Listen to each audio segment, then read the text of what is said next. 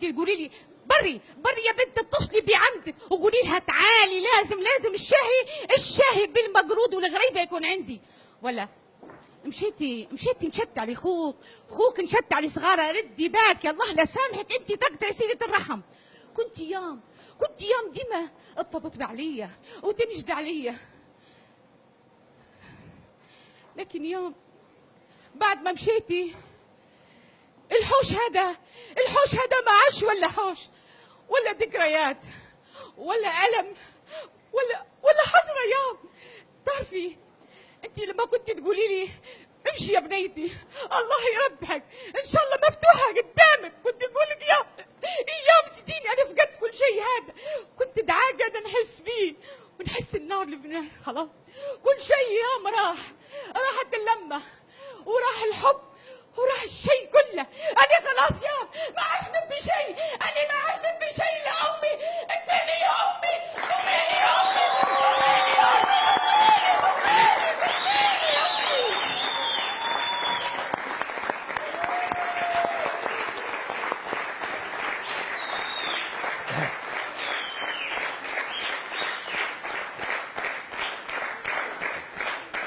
هذه الحكايه.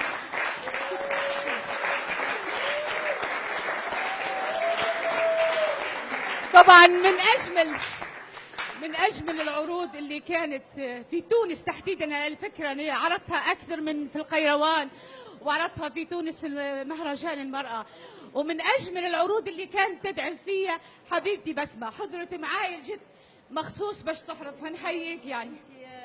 فهي ممكن حضر العرض. انا حاضر العرض دموعي توا نزلوا، مش عارفه انا خدوجه صبري، مش لان هي موجوده معانا اليوم، خدوجه صبري اسم كبير وفنها سابقها زي ما يقولوا، وشهادتي فيك مجروحه، وانت تعرفي انسانه ضحت بالعزيز والغالي، ويعني دائما الفنان عنده معاناة خاصة، لربما الناس المواطن العادي والناس العادية ما تعرفش قيمة الفنان، ما تعرفش شن يعاني الفنان، ما تعرفش الحياة والظروف شن تسلب من الفنان، الحياة والظروف تسلب من الفنان كل شيء، حياته الخاصة، عمره، شبابه، دنيته، وطنه، موطنه، مع ان احنا دائما الفنانين نقولوا ان احنا فنانين في كل الوطن العربي، الفنان بدون هوية، ولكن تبقى في جذور لأرضنا وموطننا. إن شاء الله شكرا. رسالة الفنان توصل. شكرا خدوجة لأنك أنت فعلا فنانة جميلة من وطني الحبيب ليبيا. شكرا لبسمة، شكرا خدوجة. بصراحة أنا حبيتك أنك أنت تعطينا مشهد من مسرحية حكاية طرابلسية، لأن حكاية طرابلسية بصراحة هذا الاسم لهذه المسرحية ولهذا العمل بالذات وصلتنا الإنجازات والجوائز، وخاصة أنت خدوجة، وخاصة أن هذا العمل هو من إنتاجك، من إنتاج تقريبا يعتبر أول إنتاج ليبي في مصر خاص. اي طبعا هو يعتبر بالنسبه لي حتى كشركه في مصر تحديدا اول انتاج، وبعد المسرح اتجهت للسينما، لان انت عارف ايضا السينما، واحنا كدورنا كفنانين الان تحديدا في كل هالظروف الصعبه اللي احنا نعيشوا فيها، ولكن انا كمواطنه اولا وكمبدعه في هذا المجال، هذه رسالتي. أنا ما نقدرش نسد سلاح ونحارب مع الشباب، ولكن سلاحي هو هذا، السينما، المسرح، الأغنية، التلفزيون، هو هذا أجمل، لأن الناس خلاص ملت من الحروب. يعني مش ممكن الشعب الليبي هذا الطيب، هذا الشعب الجميل، هذا الشعب اللي هو دائما محبة دائما رخاء، فأعتقدش أنه هو شباب ليبيا حيرضوا. أكيد الأمن والأمان حيعم هذا الوطن، أكيد بالابتسامة والحب والتسامح.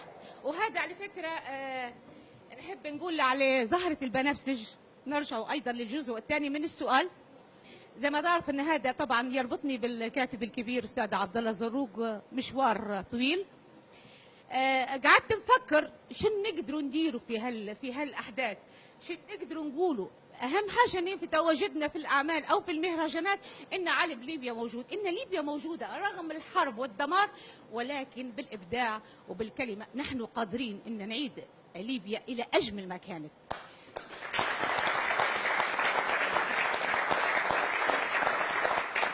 ففكرت الحقيقه انا والكاتب عبد الله زروق، فقررنا نديروا زهره البنفسج. مروان انت عارف والساده المشاهدين، زهره البنفسج في حد ذاتها هي الزهره تحديدا الوحيده اللي هي الحزينه، برغم جمال اللون ولطافه اللون ولكن داخلها حزن عميق. ومن خلال هذا تمت زهرة البنفسج، وصورتها في القاهرة وصورتها في أسوان وصورتها في العديد يعني من المدن داخل. أنا تمنيت صورتها في ليبيا ولكن الظروف طبعا، ولكن في الآخر احنا نقولوا هذه رسالة تتصور في تونس، تتصور في ليبيا، في المغرب، في أي مكان. المهم الهدف، والهدف نحن كمواطنين ليبيين أو كخدوش أو كعبد الله أو كمخرج العمل وائل الرومي، هي رسالتنا، لأن هي المدرسة هذه تمشي من مدينة لمدينة وتكتب في جملة وغدا يوما آخر. غدا يوم الآخر هذا لكل حد، يعني ممكن نسأل الشباب، أنت مثلا كشابة غدا يوما آخر ماذا تحلمين؟ أنت كمواطنة. أي طيب أنت كفنان مبدع غدا يوما آخر ما هو بالنسبة لك؟ اكيد اي انسان بالنسبه لي يعني نحلم انه يكون افضل. يعني المهم المايك، يعني المهم هذه هي الرسالة غدا يوم الآخر، هي رسالة محبة، هي رسالة تسامح، واحنا محتاجين للحب، لأن بالحب نقدر نصنع أشياء كثيرة. فليحيى الحب على راية علي صدقي عبد القادر. انت بصراحه انت الرائعه،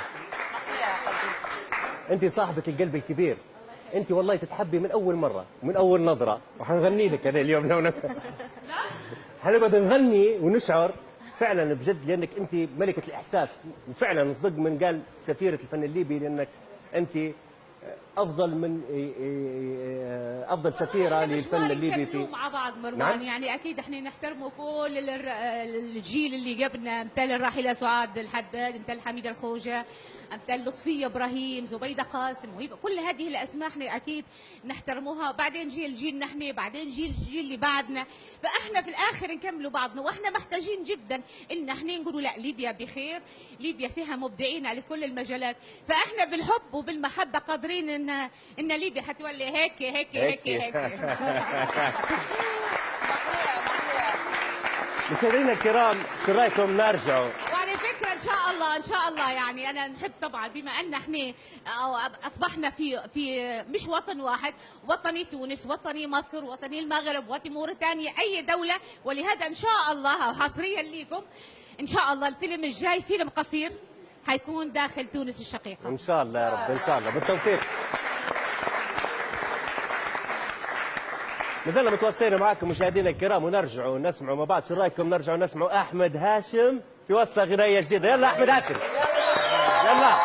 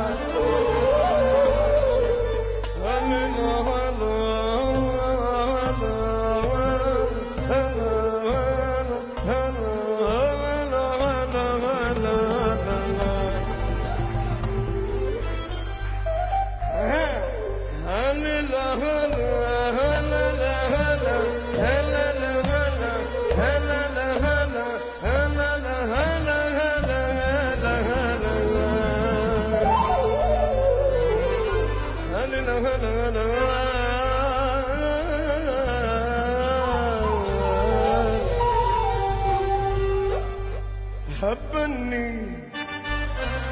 بعد دربص عيون، جنني بعد دربص عيون،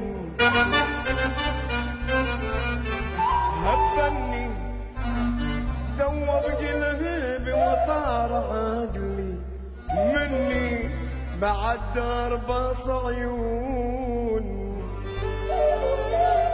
عيونه عيونه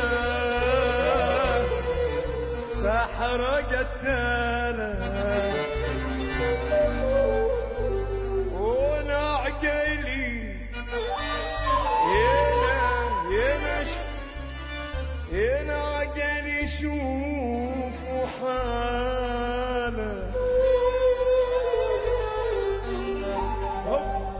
عيونه ساحر قتاله، هنا قلبي هنا شوفوا حاله، شوفوا حاله. تقول نيت وقاصفة عني بعد دربص عيون. شاطر معلم في الغرام خطير، برمج عقلي دار لاسفت وير. شاطر معلم في الغرام خطير، برمج عقلي دار لاسفت وير.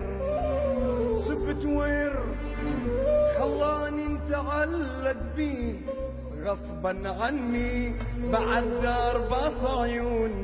يهبني بعد دربص عيون.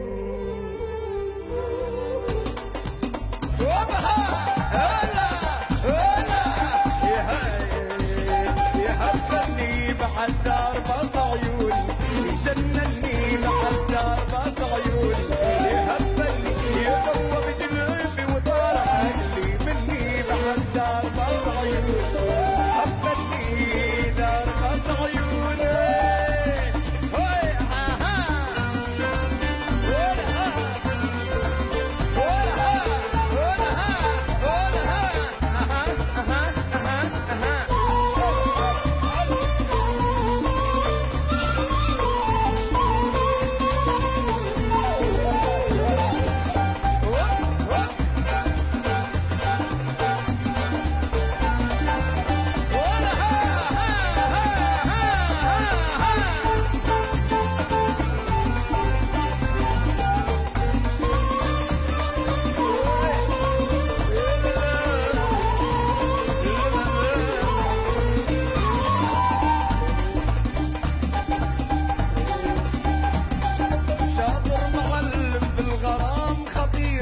برمج عقلي دار لاسفت وير. شاطر معلم في الغرام خطير، برمج عقلي دار لاسفت وير. سفت وير خلاني نتعلق بيه غصبا عني بعد دربص عيون. يهبني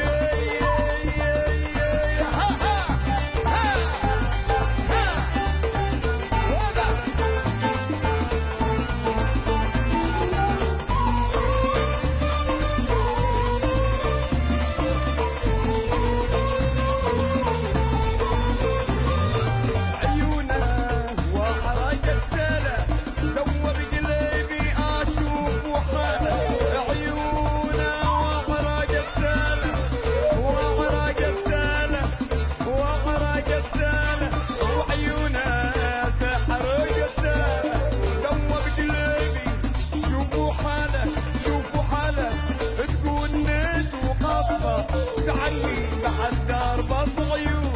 يهبني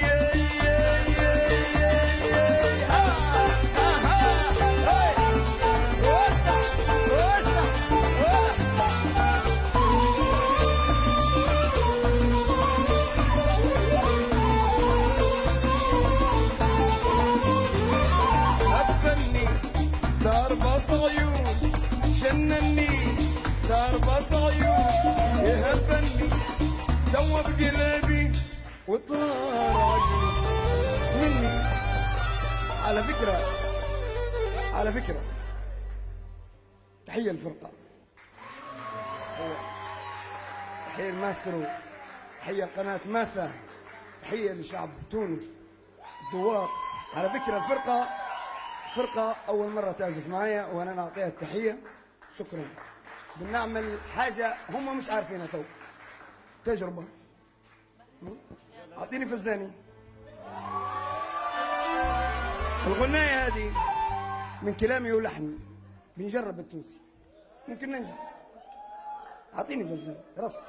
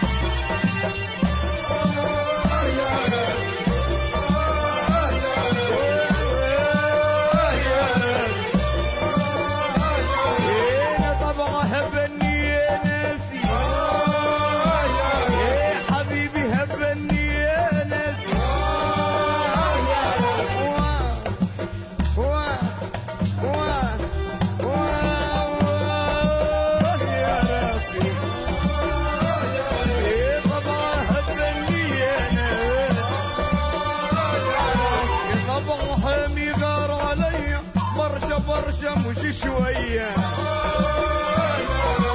طبعا حامي غر عليا برشا مش شوية. ركب لي حالة نفسية، ركب لي حالة نفسية، ركب لي